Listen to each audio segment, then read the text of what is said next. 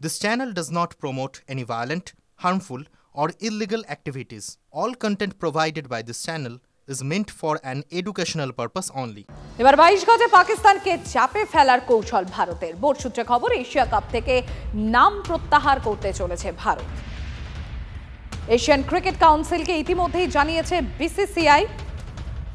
Asian cricket কাউন্সিলের প্রধান মহসিন নকভি, পাক ক্রিকেট বোর্ডের চেয়ারম্যানের পদেও আছেন নকভি।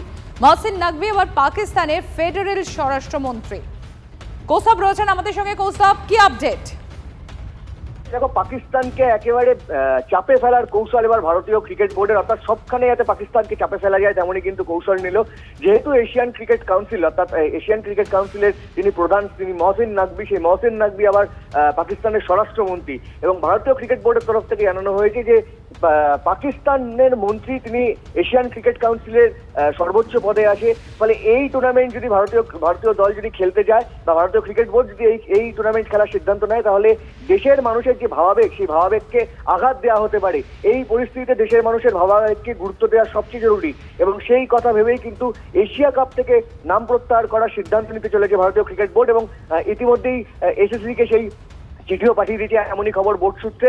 অর্থাৎ আগামী অগাস্টে যে এশিয়া কাপ রয়েছে, সেই এশিয়া কাপ কিন্তু ভারতেই আয়োজিত হওয়ার কথা। কিন্তু ভারতীয় দলই বা ভারতীয় যদি না খেলে এই এশিয়া কাপে, তাহলে কিন্তু এই টুর্নামেন্টের ভবিষ্যৎই আশঙ্কায় পড়ে যাবে।